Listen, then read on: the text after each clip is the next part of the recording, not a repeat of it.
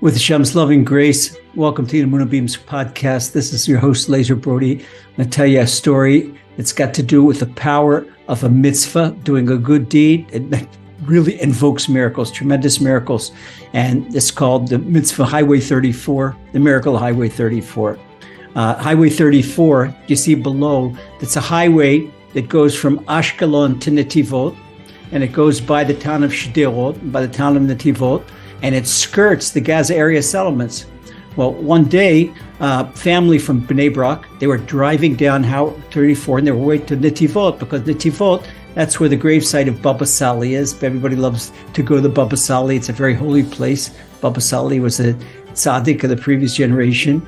And they saw a car that was stuck on the road inside. So they stopped, a Hasidic family, very looking for a good deed. They asked them, can we help? And the driver says, I'm really embarrassed, but I ran out of gas. So the Hasidic guy in the car from Bnei Brak, he says, it's no problem. Right down the road, a few kilometers is Shderot, and go to Shderot and pick up a couple of liters of gas, and you could be on your way. So he drove about 3 kilometers down the road. He bought gas, and he put gas in a jerry can. We call it a jerry can, a portable gasoline can. And he brought back a few gallons of gas and gave it to this guy and put it in the car, and it's all set to go. And he didn't live far away. He lived in Kibbutz Be'eri, which is in the Gaza settlements, a few kilometers away. So the kibbutznik, he said to the man from Bnei Brak, the religious guy from Bnei Brak, he says, well, how much do I owe you for the gas?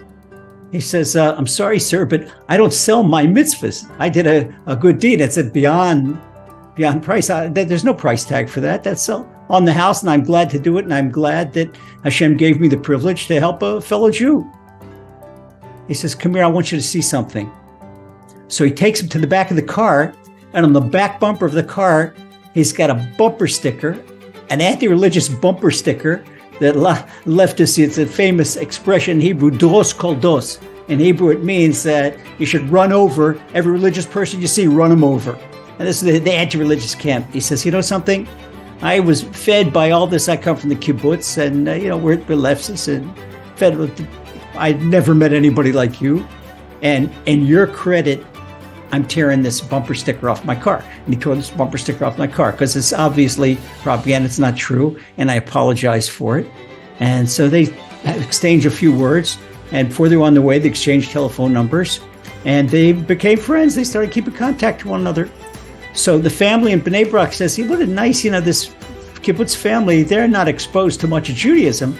We should have them over for a Shabbat, or we should have them over for a holiday. And he thought, well, maybe it'd be too heavy on them and this and that. So that's something that's enjoyable, that they'll enjoy. So I said, tell you what, the husband and the wife, Hasidic husband and wife, says, let's invite him for Simchat Torah. Let's say Simchat Torah comes on a Shabbat, it'll be Shabbat and Simchat Torah, and there's singing, and there's dancing, and there's entertainment, refreshments, and good food, and look at it, 26 hours of enjoying Shabbat and holiday. Okay, fine. So they called up their newfound friends in Kibbutz Be'eri, and they said, we'd love for you to come to be our guests on Bnei Brak for Simchat Torah. Simchat Torah is something you see. Have you ever seen a Simchat Torah according to Judaism? No, Simchat Torah. What Simchat Torah? They don't have Torah, and certainly not Simchat Torah. And they said, well, no, we would love to have you come. And he said, well, listen, we've got our father. He's an elderly person in Shderot. We got to take care of him. Come for Shabbat. We can't leave him for Shabbat. He comes to us for Shabbat. They said, no problem. Bring your father too. So the father from Shderot and the couple from Kibbutz Be'eri, they spent the Shabbat Simchat Torah in Bnei Brak. You know when that Shabbat Simchat Torah was? That was October 7th, the day of the massacre. Half the kibbutz and Kibbutz Be'eri was massacred. Dozens of people in Shderot were killed by virtue of this mitzvah that this Hasidic family from Bnei Brak did, and they befriended this non-religious family, and this mitzvah, the power of the mitzvah, triggered a miracle, and actually saved them, and also by credit of the family from Be'eri, that they were willing to spend a Shabbat Simchat Torah in Bnei Brak. Well, together, all these mitzvahs together, it was a miracle, and they were saved. So what do we learn from this? We learn from this the power of a mitzvah, especially a mitzvah between man and fellow man. This is the correction of the source reason that we lost the Second Temple, because of intramural hate. Instead of intramural hate, this couple from Bnei Brak, by going out of their way and buying gas and refilling this guy's tank and not willing to accept the cent for what they did, this is free love. Intramural love, it's the exact opposite.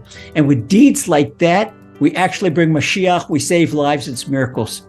Now, in wartime, we need more and more deeds like that. So stop and think what you could do for a fellow human being, what you could do for a fellow Jew, and not expecting anything in return, just bringing gratification to that person and gratification to Hashem. And we'll certainly see Mashiach. We'll see victory over enemies. We'll see good overcome evil, and all our hearts' wishes for the best. God bless, and warmest regards from the south of Israel.